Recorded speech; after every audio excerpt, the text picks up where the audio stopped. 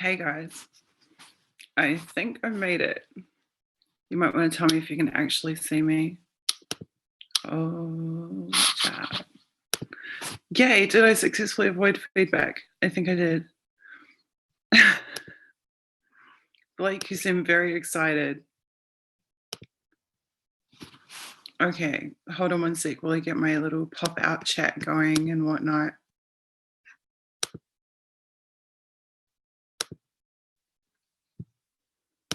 Cool. Okay, so as you guys can see, I assume today we are in bed. In fact, we might be getting a little bit more comfy as we speak.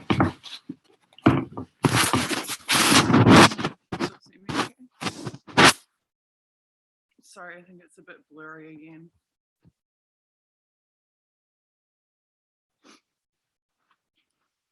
Okay, so let's try and fix that. Sorry, like these early hours, the lighting is just really shit in here. Thank you guys for coming to hang out with me. We're actually not in a new place. We've been in my bed before. This is not our first time in my bed. It's just a slightly different angle. You can actually see like some artwork.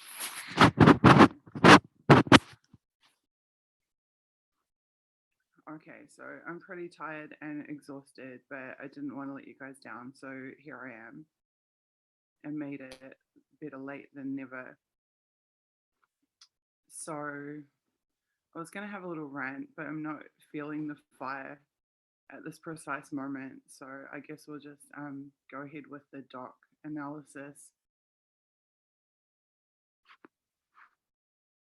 You guys, can you see me okay?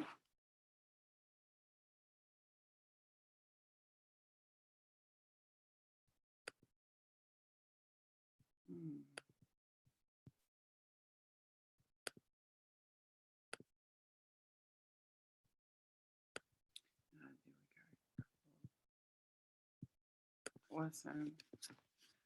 Okay, so who remembers what the last document? Oh, I'm sorry. I don't know where a headset is. I should try and find one probably. Okay, I'm going to screen share and find the documents and pick up where we left off last time.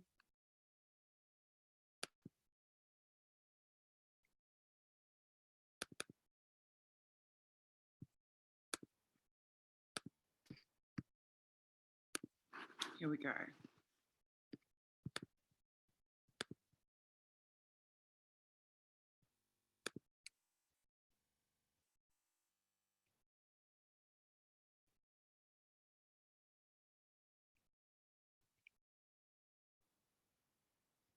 Right, so we did the Elenton text and defined. We did the Friedman presentation and Yakima.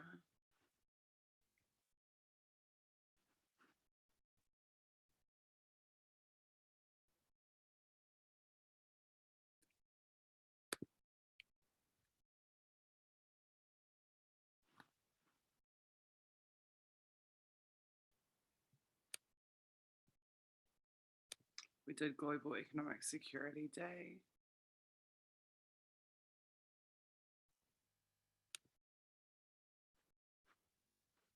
And we did the social network analysis because we wrote that one up.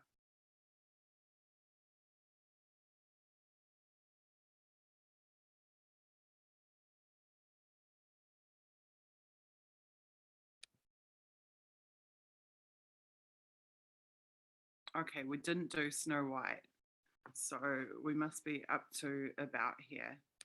UN peacekeeping in sub-Saharan Africa.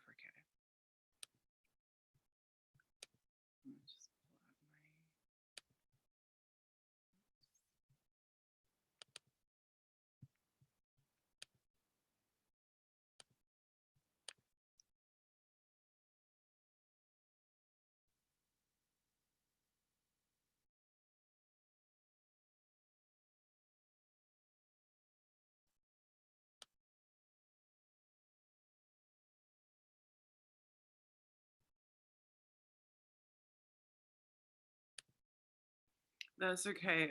I've actually wondered to myself what would happen if I fell asleep on live stream. It's probably more likely today than ever before, to be honest with you. It would be somewhat amusing to wake up and discover that I'd slept while broadcasting on YouTube.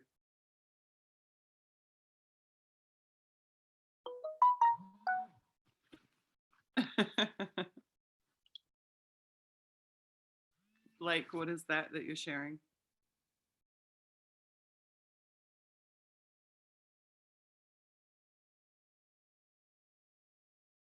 Have they already settled it? Like okay, let's have a quick look at this.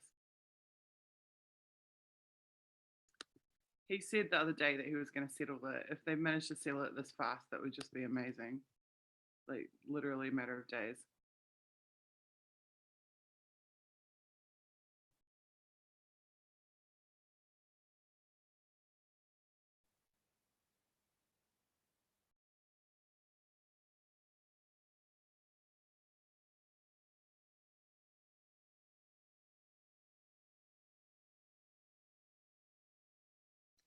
Hmm.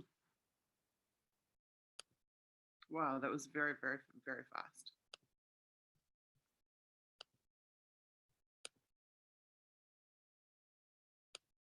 And now my chat's disappeared. Here we go. Okay, back to sub-Saharan Africa.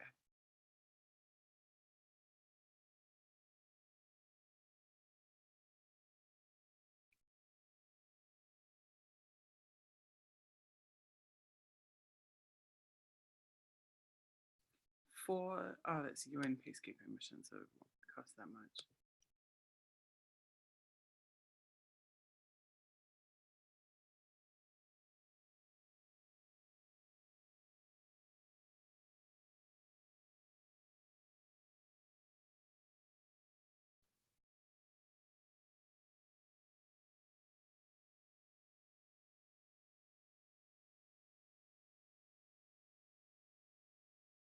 The Security Council spends more than 50% of its time on African issues.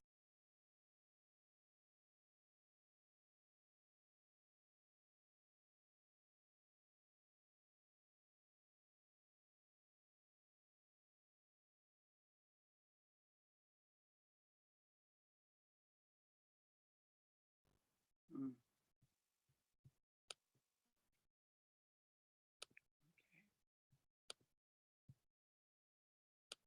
Here we go.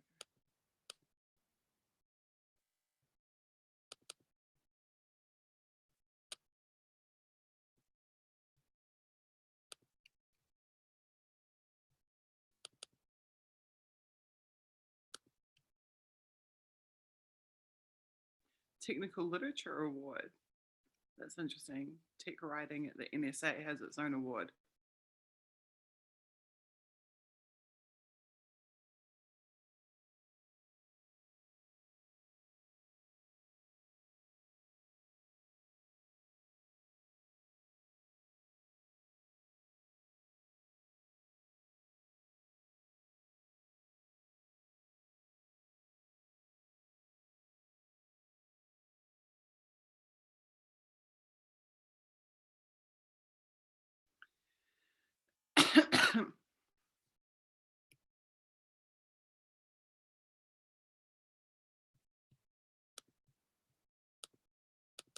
Okay, Sig enters help interdict Snow White. Oh no, we did do this. This is the cocaine boat. Okay. We did the Kunia Hawaii stuff. Men with Hill.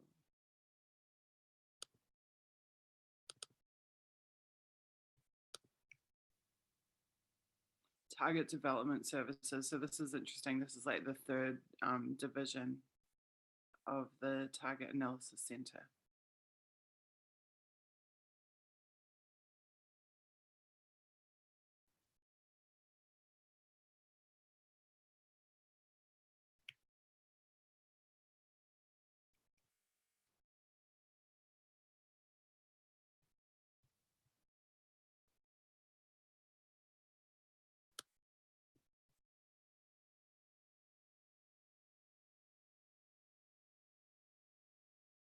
personal communication systems working group.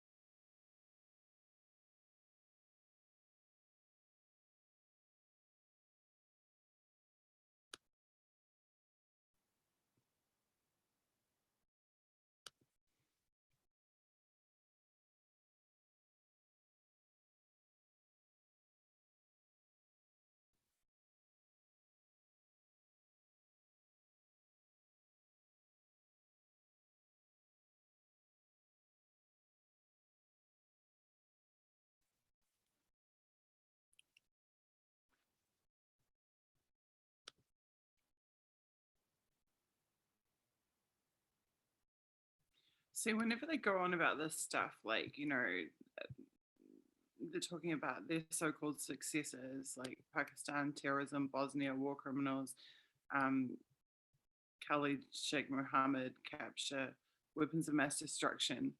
Um, I can never help but feel that like this is not the bulk of their work, and that there's a whole lot of stuff that they do that they don't want to brag about them doing.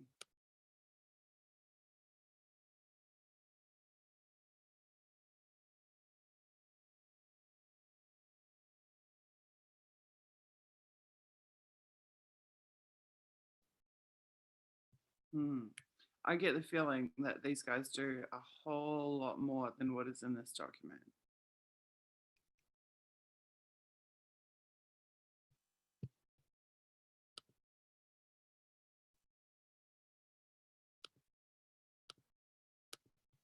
Sorry, Tristan. I'm unsure like how to go about, because I'm still kind of new to this whole like trying to do document analysis via stream thing. Like I know it's a bit boring actually for people because it's kind of like slow paced, and it's like every half an hour we find something that's really interesting, but the other 29 minutes are not particularly interesting to watch or to listen to.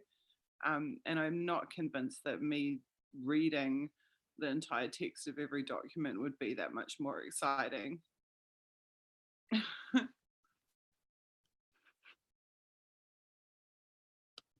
And I tend to skim them anyway because I have a fairly like good sense of what is gonna be useful and what's not.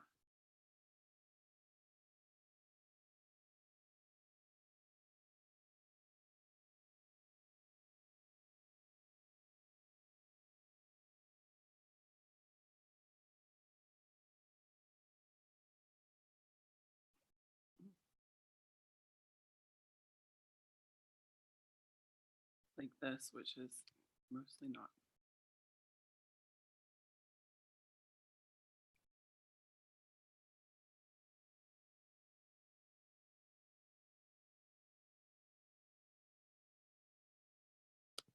I'll tell you one interesting anecdote. Like when you read through these documents about Germany, you realize how much the NSA depends on Germany and how like deeply embedded the US is in Germany. Um, which we tend to think of Germany as this independent European country and being like really forward thinking. And when I first went to Germany, I was kind of confused about how the Americans had such a like how they had like, I mean, I can't remember how many military bases they have in Germany, but it's quite a few. They run a lot of drone operations out of Ramstein, and et cetera, et cetera. And then I was at Kaiser Wilhelm memorial church in Crescent in Berlin. And it's this church that was bombed during World War II. It was almost obliterated. And the Germans decided not to rebuild the church. They wanted it to be a like timeless reminder to people of the horrors of war. So they left the church broken down and bombed. And I was standing there, and some American guy was laughing at the church, and I was kind of taken aback, and I didn't see what was so funny. And he said, they've left it as a reminder of what America will do if they ever cross us again. And he was basically saying like his overarching sentiment was that the US had supremacy in Germany, and would take it back by force if they ever needed to. And that was when I realized that even though Germany was supposedly a sovereign, European state, that in fact it still very much was seen as by the so-called victors of World War II as still being the property of the victors of World War II.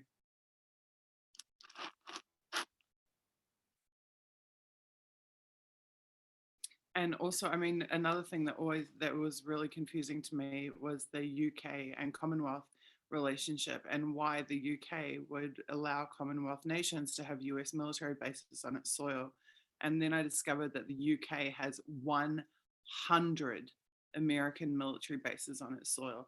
And I couldn't work out why. Like, when did that happen?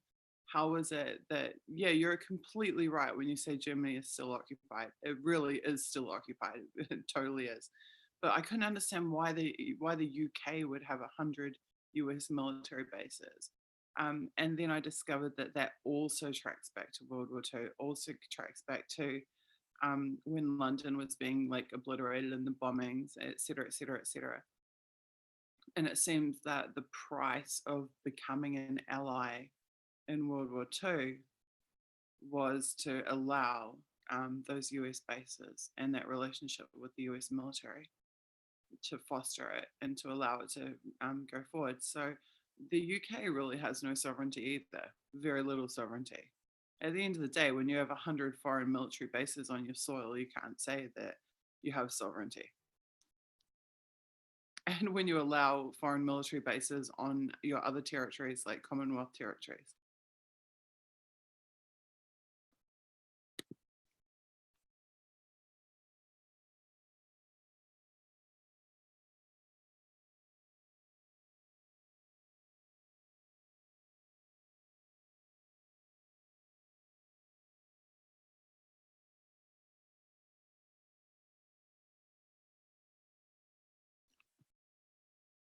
What's the 5 threads?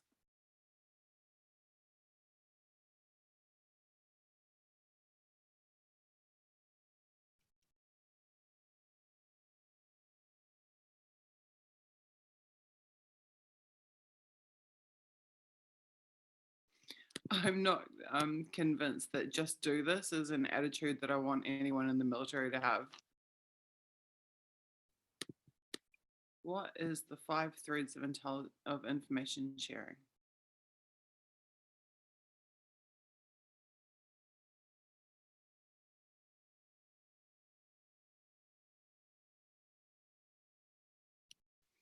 I'll add that to my little like terminology list.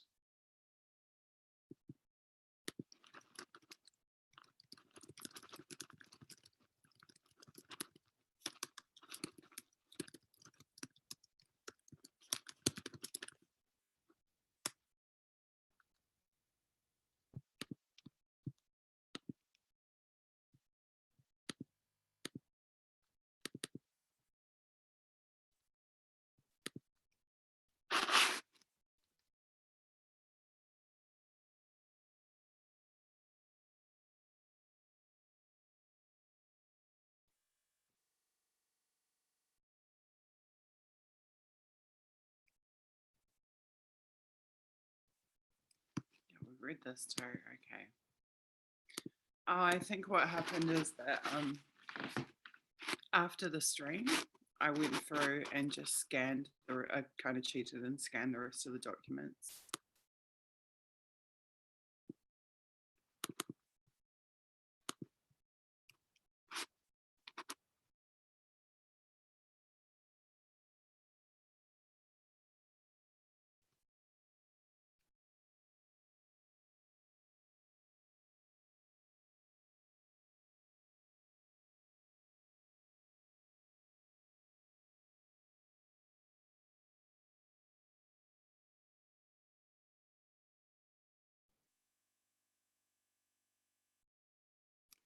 Toffler Associates.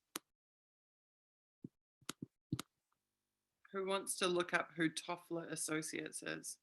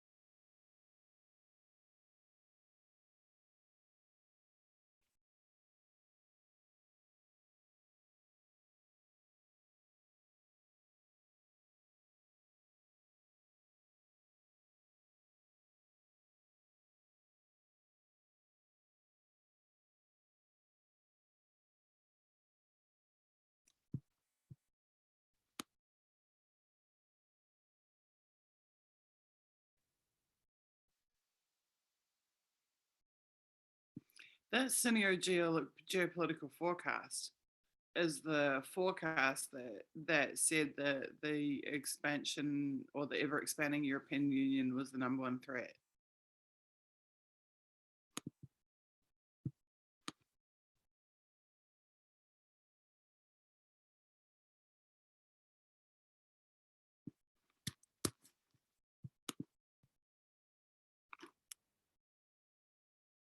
Thank you. Who owns them, Tristan? Any familiar names?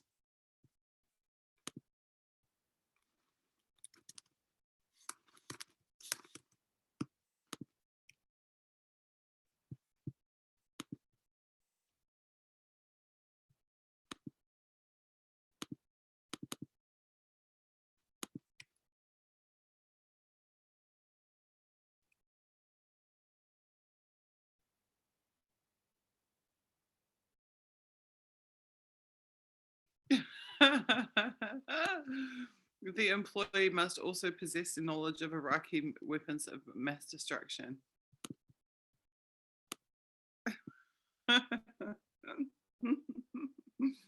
Hilarious. In order to be hired for the Iraq Survey Group vacancy, you must possess knowledge of Iraqi weapons of mass destruction.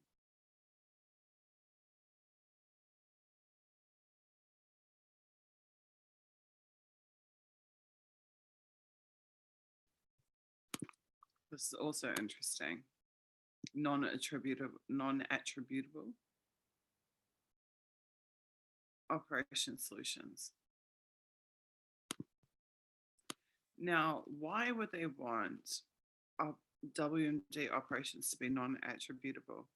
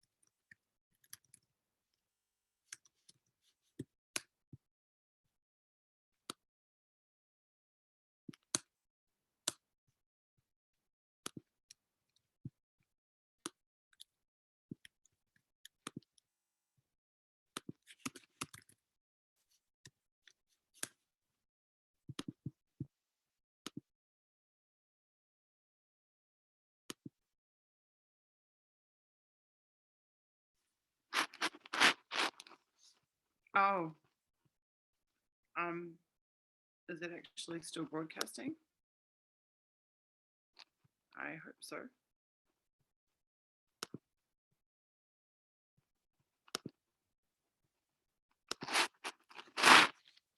Okay, let's see if that's better, Cockatoo. Maybe that fixed it for you, hopefully.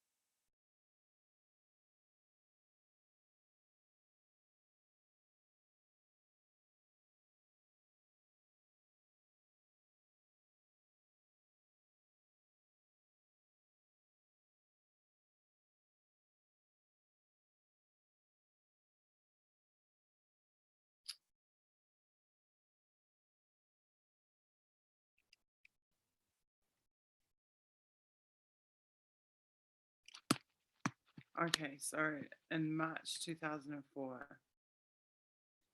they claim that they have new compliance processes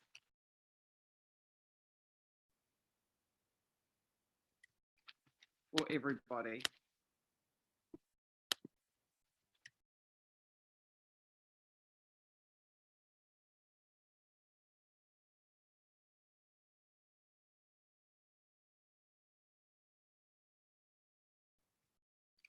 And it's to protect privacy.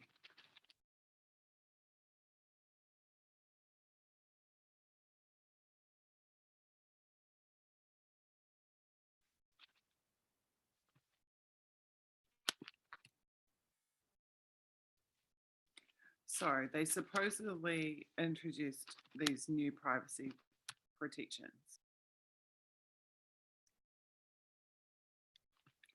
Executive Order 12333. What was that?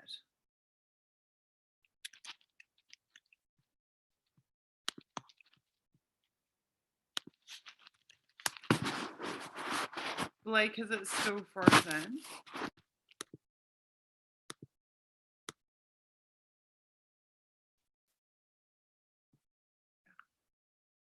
No one else is frozen, just to top it up.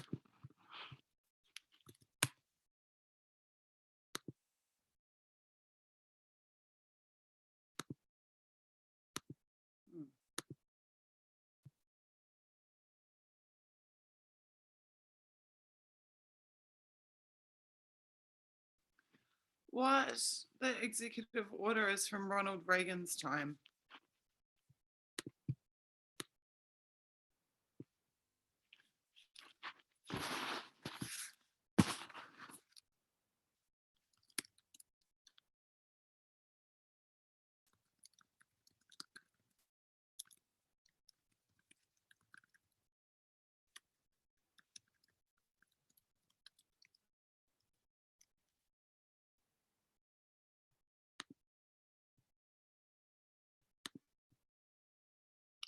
According to Zoom, I'm still live on YouTube.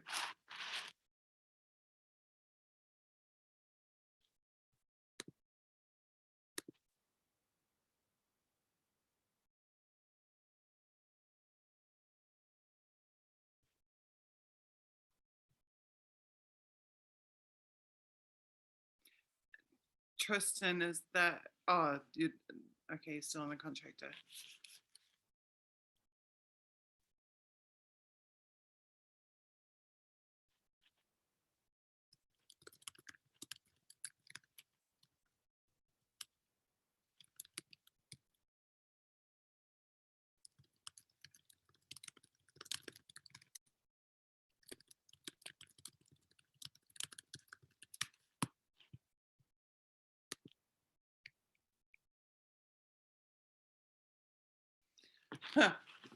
So it was Reagan's order to extend the powers and responsibilities of US intelligence agencies and direct them to fully cooperate with the CIA.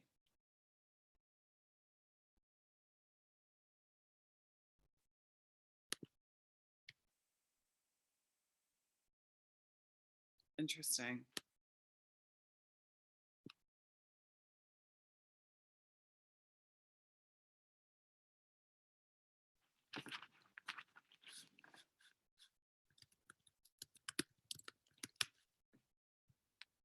Okay. I think that's definitely one worth writing about.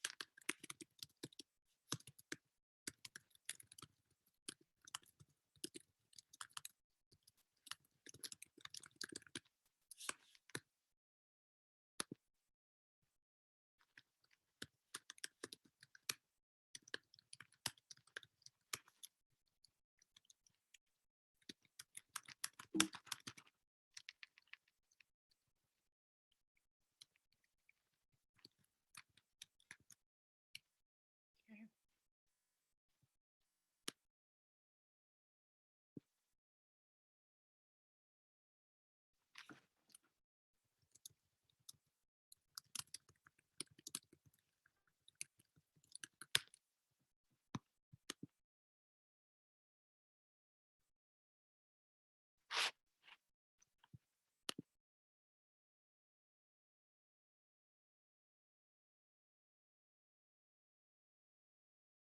Okay, guys, you'll have to let me know if the videos come right now.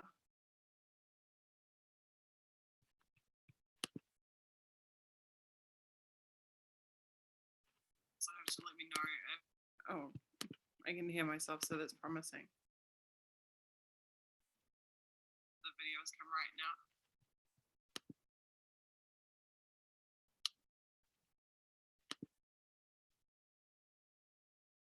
Okay, sorry about that.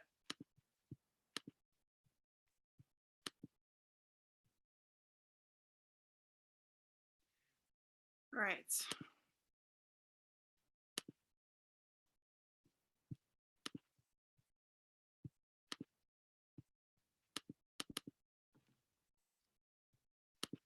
What's happening in the Iraq Terrorism Development Center?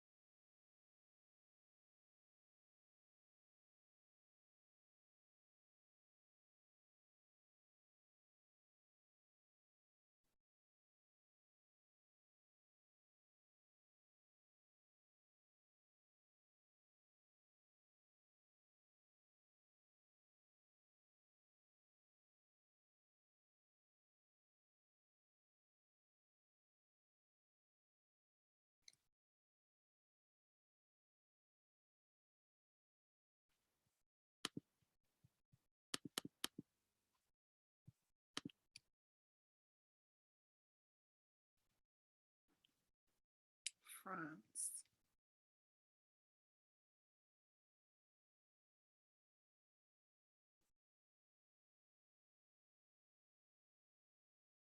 Ah.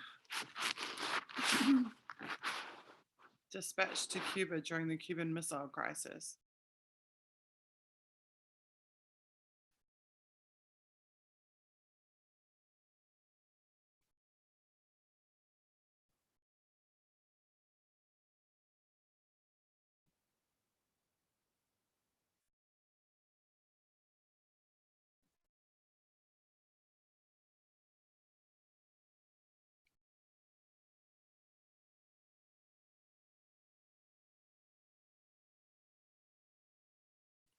That's interesting.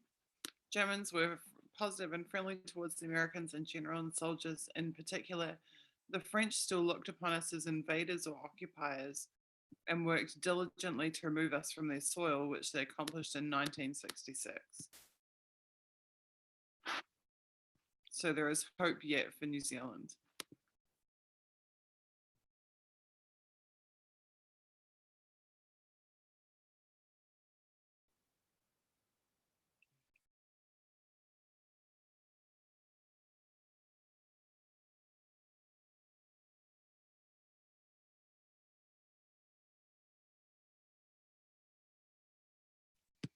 Who is Audie Murphy?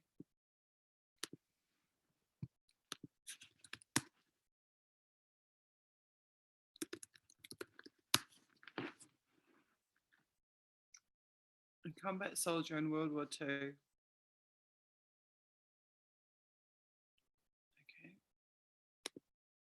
Who won a ton of medals.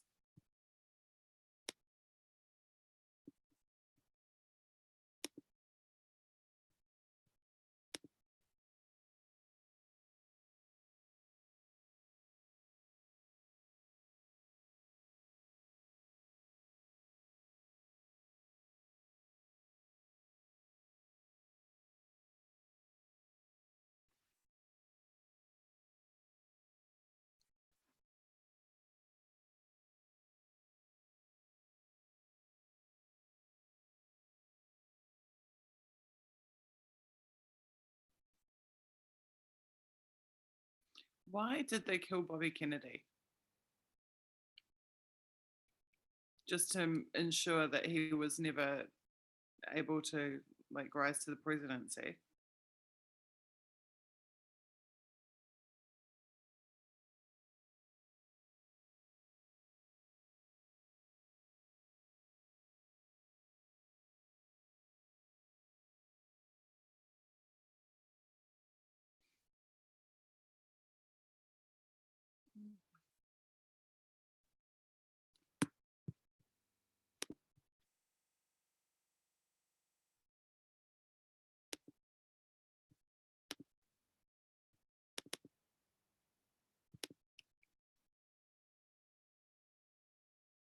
Mr. Charles Berlin, how ironic. Chief of Staff for Signals Intelligence Directorate.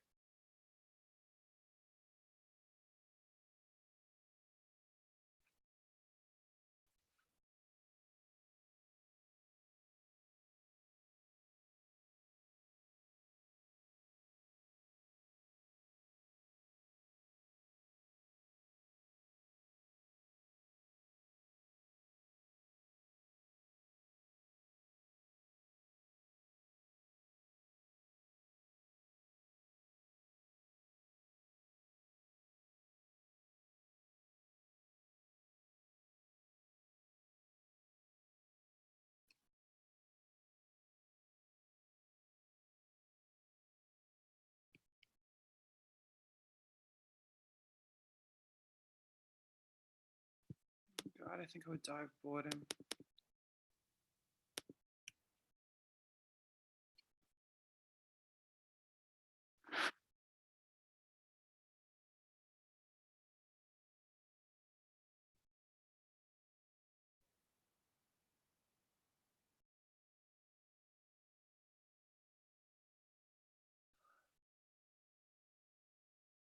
Now yawning on live stream is tragic.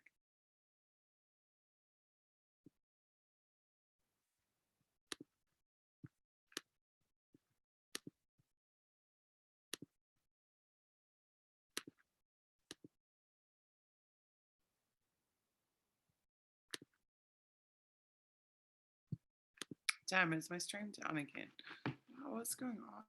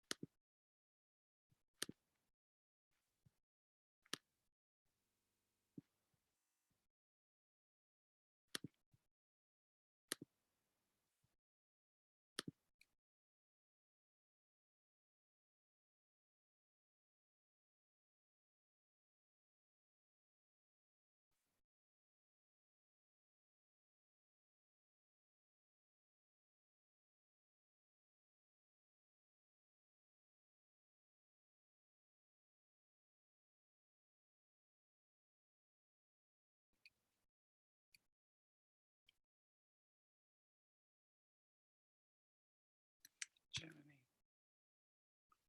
Germany again.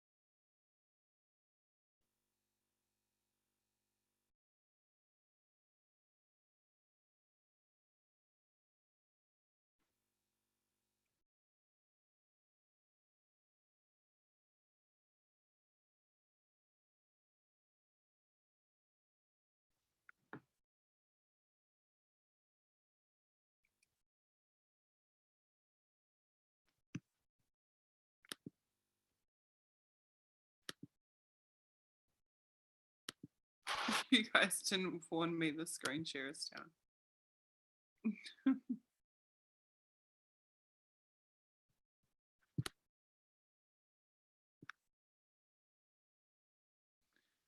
And my chat keeps dying. Okay, I don't know what's going on with YouTube. My chat, yeah, I was meant to be screen sharing, Blake. Okay, so my chat keeps going down. I don't know why. Like my pop-up window keeps disappearing.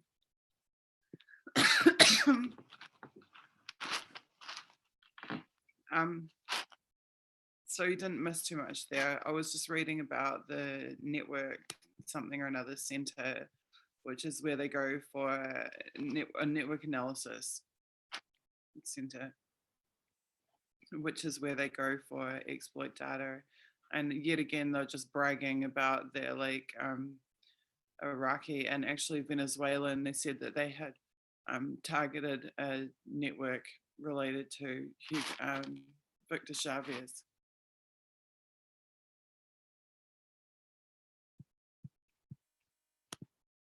Guys, I'm pretty much falling asleep here. I think I should have started this a lot earlier tonight so that I could actually stay awake. I might just have my little rant and then let you guys go.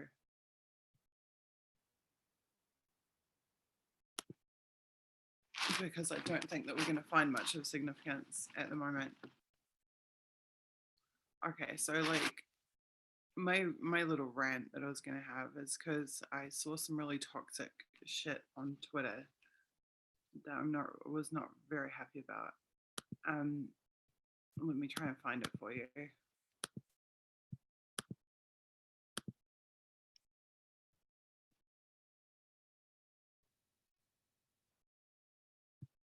Okay, here we go.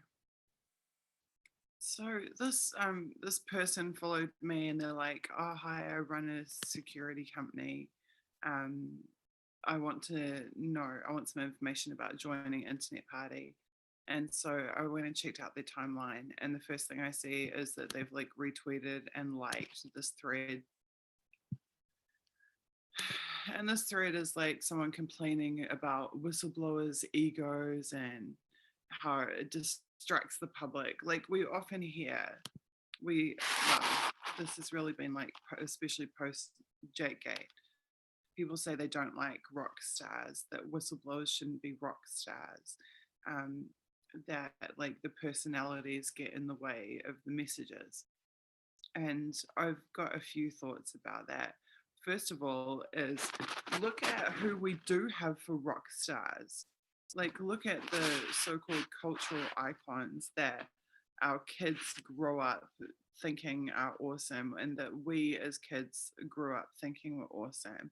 They're like basically like vacuous, drug addicted, too scared to be political, usually, God knows what, coming out of Hollywood and out of the music scene. Like, obviously, there are some exceptions in music, but like that would be like the John Lennons or whoever. But by and large, the rock stars that we do have in Western culture are not the type of people that we want our kids growing up to be like. So that's the first thing, is that I actually think whistleblowers are what we want our kids growing up to be like. But then, secondly, as we go back down through this thread,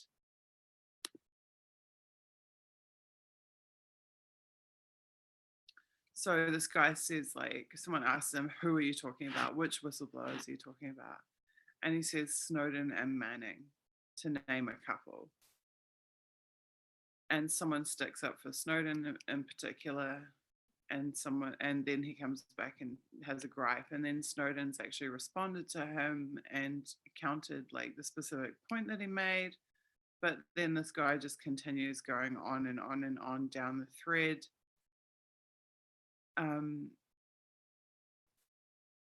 About basically how he thinks it's all about ego, and somewhere here is someone else is piping up about quotes, and the quotes thing is like what really got me.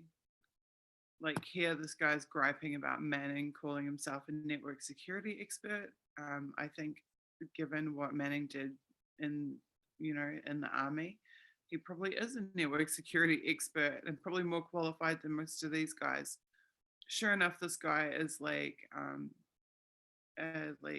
VP of research for Zimperium, which is like a Silicon Valley company, startup, etc., etc.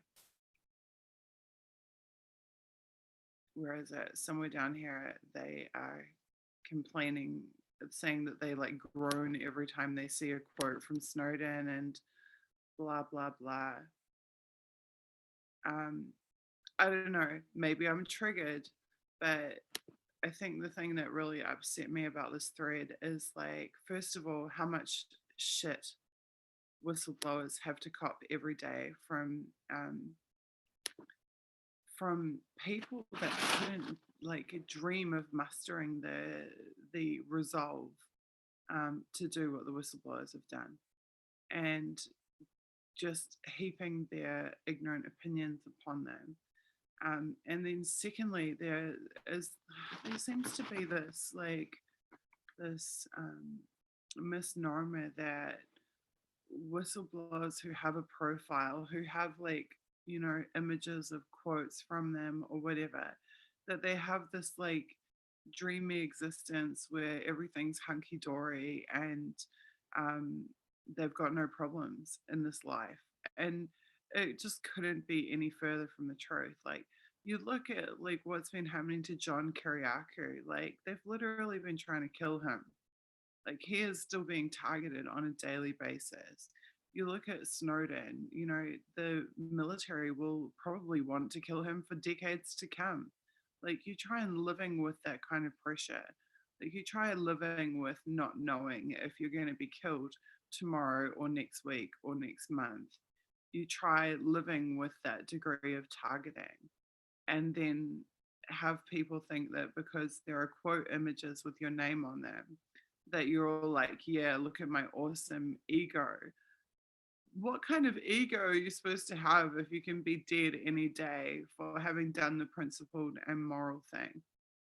Like, that is not ego. Like, what I'm trying to say is the whistleblowers are living with the results of their efforts. They're living with it. They get like the short end of the stick, really. Like the public gains, the public benefits, but the whistleblower, like life is not rosy for them. Do people think that life is rosy for Julian in the embassy? Like seriously? Like I go stir crazy here after being inside for a week. I can't imagine what it's like after you've been inside for 5 years, for 6 years. And I feel like people see like the glossy images and the photos and they think that like people are living in mansions. I get it here all the time. Like I get told like you're living in Putin's palace and stuff. It's like Putin's palace? Are you kidding me? Like, have you seen my apartment? It's as far from a palace as like you can get. But people just don't understand that. They don't see us starving. They don't see us hungry. They don't see us stressed out. They don't see us not knowing whether it was to be alive in a week. And so they want to pick holes at us. It just sucks. Well, yeah. I don't know what to say to that, cockatoo.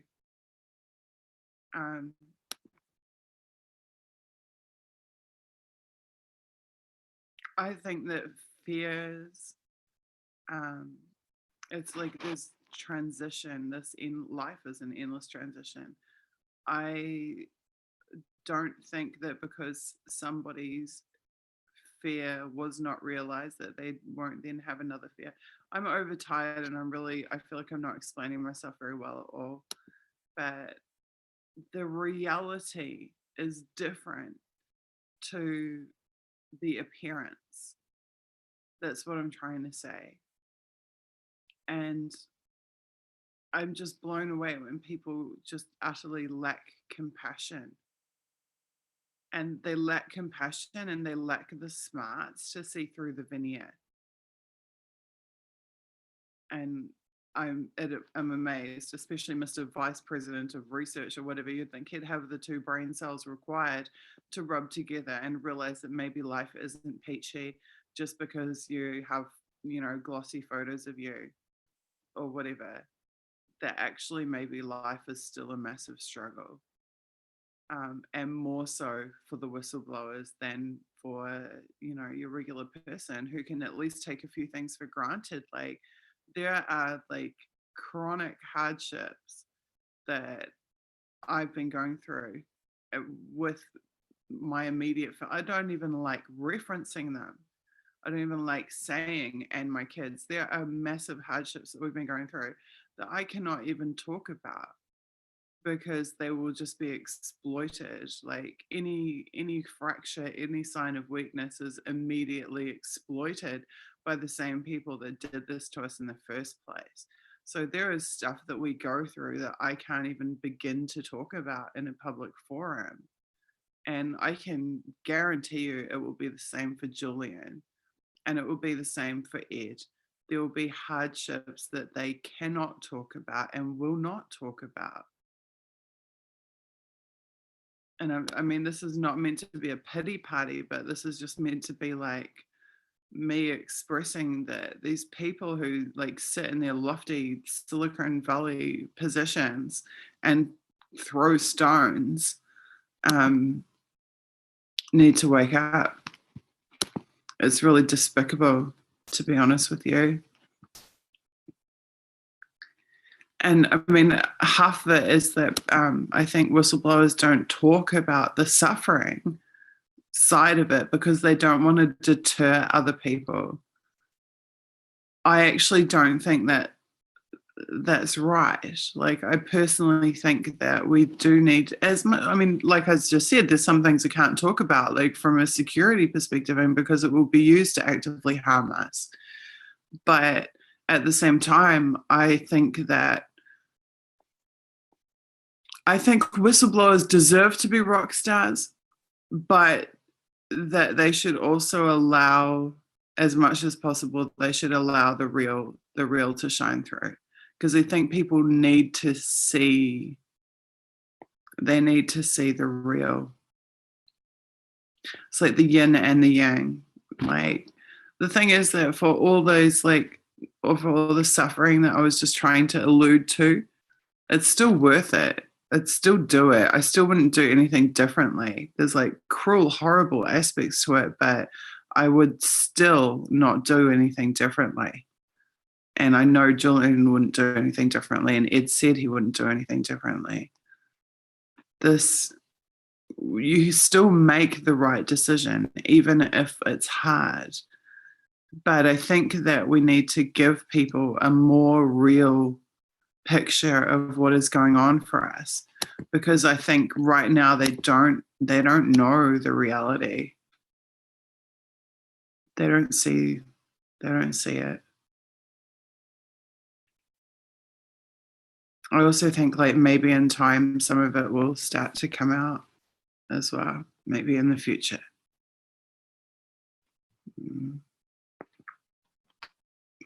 I don't know. I'm really tired. I think tonight's lesson is that I shouldn't try and stream when I'm totally exhausted. I'm not sure I'm the greatest company in the world. But I'm happy you guys are here. It's like, Tristan, it's like there's a jealousy. It's like there's some kind of jealousy. In the Berlin scene, there were people screaming that we shouldn't have rock stars, and actively trying to depose the so-called rock stars, but then putting themselves forward as rock stars. So it was kind of like, you know, this catch-22 situation. Not supposed to have them, but then the people who say they don't want to have them are the ones trying to be them. Maybe it's just human nature, and maybe I like need to not let it get to me, but I have like some lever inside me that gets activated every time I see someone saying something unfair or unjust towards beautiful people who do make sacrifices for other people. And it makes me want to defend those people, you know, righteously defend them.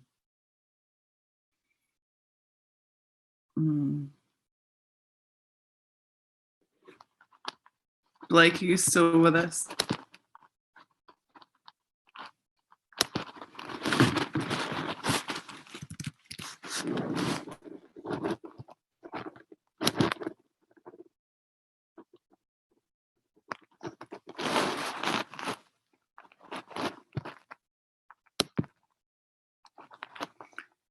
What is TPB, Crocodile? The powers that be, right? It's such a big topic, because like, and I'm gonna have to get a battery charger in a second if I'm gonna keep talking.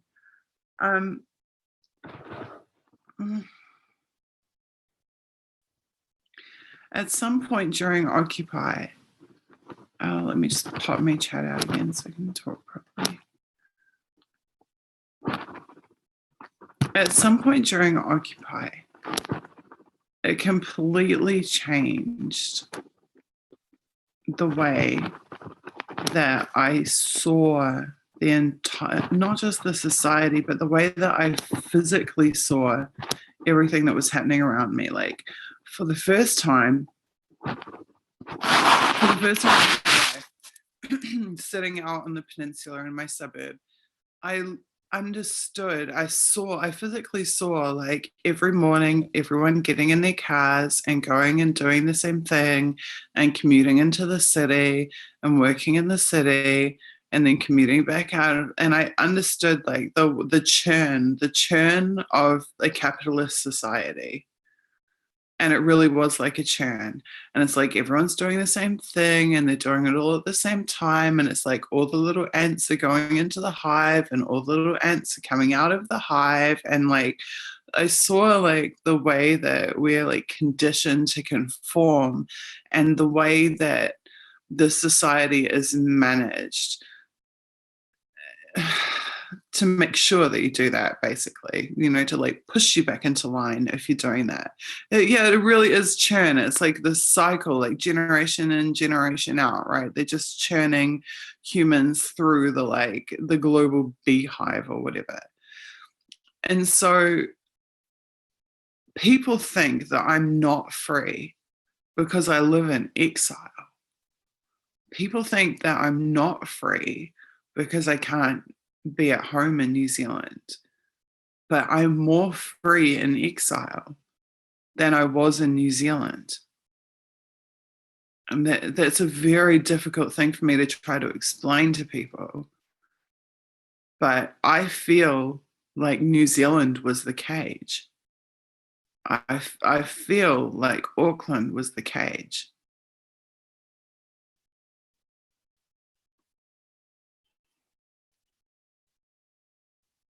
Sometimes your confinement can free you. Does that make sense at all? I'm not sure if it does.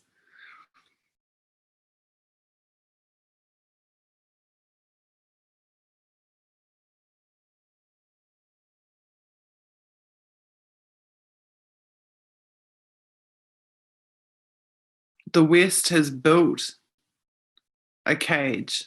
Society has become a cage.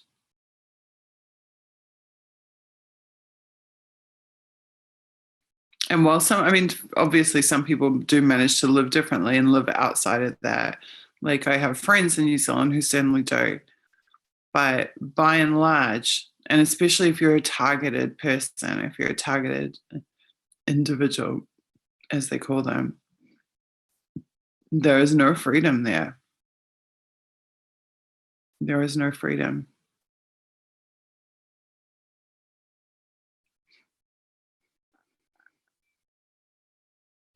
There's something else I had a bee in my bonnet about too. I'm trying to remember what it was. I think more generally too that this tracks back to Occupy as well. The media used to say the media used to say about Occupy, oh, they're earning so much money, you don't need to donate to them because they have got money coming out their ears, they're getting $10,000 a week, they're getting blah, blah, blah, blah, blah. And of course, in the meantime, the only funds that the occupation did have were completely derailed by people who had deliberately got themselves into the position of controlling all the resources of the occupation. But the media would push these lines about how the Occupy was rolling in money and no one needs to ever donate to them. And then I see like this, hold on one sec, guys. I've got to get my charger. Hang on.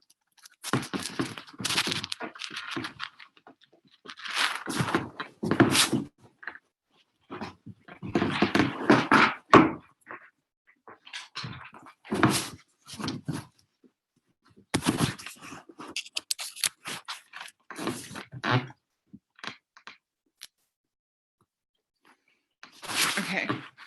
And then I see like one of my crazy nut job stalkers in New Zealand writing an article about how I sold my house for $1 million and I'm running around Europe with $1 million, and then linking to like a sale of a house that wasn't even mine. Like it wasn't my house sale. just to give people the impression that like I'm rolling in cash when it's the complete opposite of the truth. And then you see the same thing about WikiLeaks and having however many billion or million in donations, and then you see like the same thing about Ed's like earning so much money from speaking fees is going to be rolling in it forever, and on and on and on and on and on. And it seems that whoever they are pushing these lines about, it's like they're trying to dissuade people from contributing to them, from contributing to the defense funds and donating to them. And that's always a really telltale sign for me, because they pressure the targets financially. They go to extreme lengths to pressure the targets financially. They'll do absolutely everything they can to keep you broke and starving.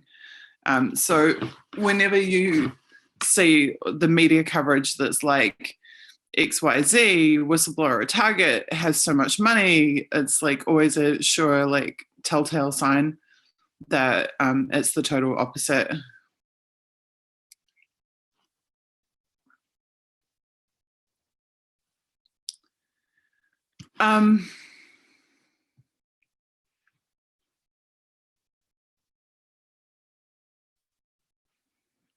I didn't see that tweet in that thread. Interesting, that was hidden from me. I don't think that any of the whistleblowers have gone diva.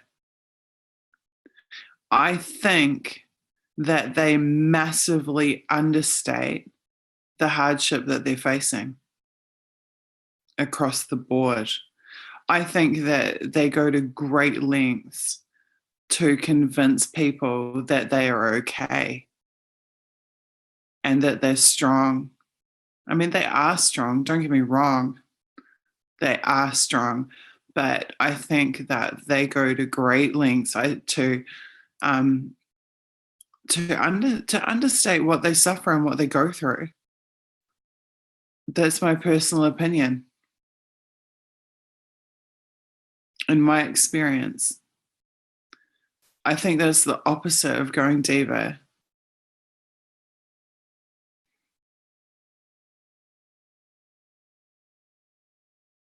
But you're correct that going public or having your profile raised in a big way publicly, in fact, does bring safety with it, or it seems to bring safety with it.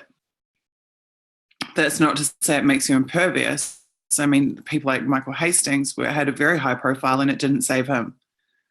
So there's always the possibility that it won't help you at all. But it does seem to bring more safety. I was certainly far more danger in New Zealand as a like unknown nationally, even though I had like somewhat of an international profile, like mostly nationally unknown. I was definitely in more immediate physical danger. But yeah, you don't know. You don't know. I mean, there was a guy, a journalist in Germany, I think, who was killed last year, who had pissed the powers that be off many years before. So I think they have a pretty long memory. And you never know what will happen in the future. But I think that generally speaking, the whistleblowers need more help than they let on. They get less help than they let on, that they suffer more than they let on. And I think that's the opposite of diva. You know, if they were going diva, they'd be crying over like, you know, getting a paper cut and needing a Band-Aid. It's totally the opposite of that. Totally the opposite. So I guess like what we need to do is we need to strike some kind of balance, like some kind of balance halfway between letting people know like the reality and that we need help and we need assistance. I mean, like the reason I wasn't sure if my Zoom was going to work tonight is because I haven't been able to pay for it. It's like $55 US or something. I haven't been able to pay for it. So there's like the kind of, silly little things like that that make a break between whether or not you can even speak and have a voice. So I feel like we need to let people know what's going on, but in a way that doesn't deter them from making the right step, because it is worth, God, cleavage again, it is worth being broke, to have a clean conscience, to make the right choice, to do something important, and to, I would do it all again. I would do it all again. Even if that means being broken, even if that means having people write nasty tweets at us. But I do also feel for the other whistleblowers who I know are suffering.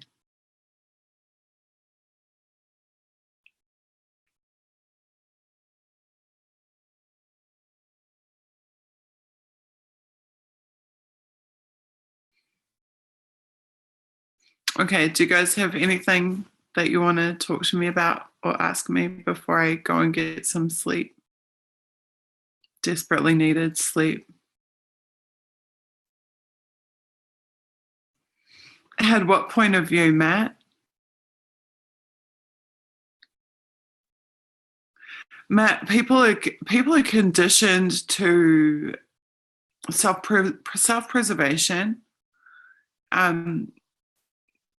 They are conditioned into, I mean, if you look at it, everything in our lives, like, this is what school is all about. This is what the education system, the conventional education system is all about. They are taught that their personal safety and security is dependent upon them doing what they're told, and is dependent upon them lying to themselves about the implications of what it is that they do. Everything they're surrounded by is fake and lies, like from the media to like, yeah, I know. At a certain point, the way you feel about yourself becomes more important than how other people tell you should feel.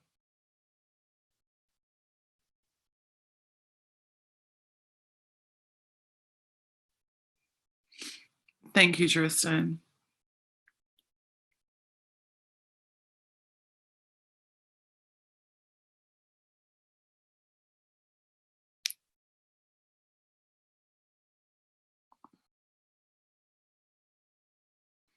I think I'm too tired to explain properly. Prior to me becoming an activist and a journalist, or when I was working full-time and in a very, very good position, it was believed by others that I had like more social capital, financial capital and social capital, that I was worth more as a person than I am presently in Russia and broke.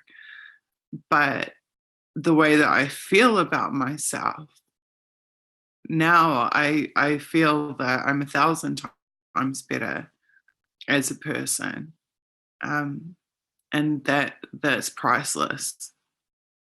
That's priceless. The clear conscience and the knowing that you've really tried. You've really tried, and the self-preservation that people are conditioned to clutching, they need to just see it in a strategic view, because they might be preserving themselves this week or next week, but they are not preserving themselves in the long term by complying. They're not preserving the planet. They're not preserving the world for their children and their grandchildren. There's this thing that happens when you have kids. People who haven't had kids don't know this, but once your first child gets to the age of about 10 months or a year, you actually have this like panic. It's like almost like an existential crisis. And it's because you realize all of a sudden like how fucked up the world is, and that you're actually leaving that world to your child. that your child is going to grow up, you're going to be gone, and they're going to be stuck with the mess. And you start like hanging off every like news item and like obsessing over it. This happens to even parents who are like completely non-political, completely like nothing to do with activism. It's just like a natural part of becoming a parent for the first time. But that like can kind of never left me. It never left me.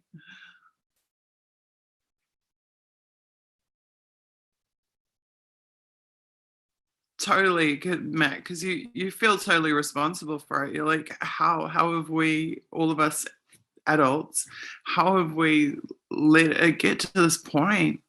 And how we let it get to this point is by just cashing that paycheck every week, getting in that car, driving into the city, doing another day of work, driving back out of the city, waiting for the weekend, going to a nightclub. You know, like this is it. This is following the pattern, the established pattern that has been like set out for us as like what is how we're supposed to live. Like that's how we have let the planet slip. That's how we have lost control. That's how everything has been poisoned. Is by being that worker bee, being that drone, doing what everyone else does. We have to combat the conformity.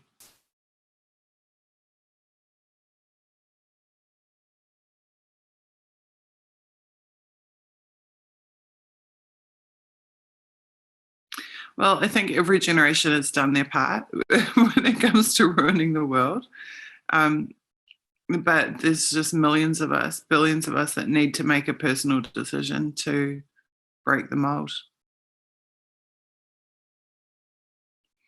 And I just also like to put, like, to be fair, there's like 100 things that I need to change about myself as well. There is like, please don't think that I am like, oh, look at me, I'm a perfect saint, because it's not true. Like, I still use Google products, like not universally use them, but in some cases, like there are things that I need to change as well. We all do. Telling people is a start, Matt. I mean, there's been a lot of waking up going on over the last 5 or 6 years, particularly, in my opinion. But we have to give them pathways for change. We really have to give them ways forward. And that's difficult at the moment. We have some in terms of tech, but this is something that I've been thinking a lot about, because in New Zealand, we managed to wake up the whole country. We managed to have the whole country marching, and we still didn't manage to make change. So we have to find like what really does make change, because just protesting is clearly not working. There has to be something else. There has to be something beyond just protest. I don't know what that is yet, but hopefully we'll get there. Okay, guys.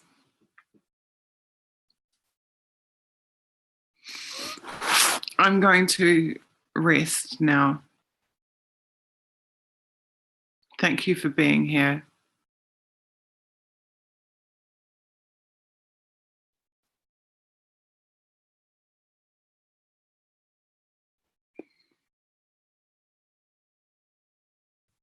Night, Blake. Night, Cockatoo.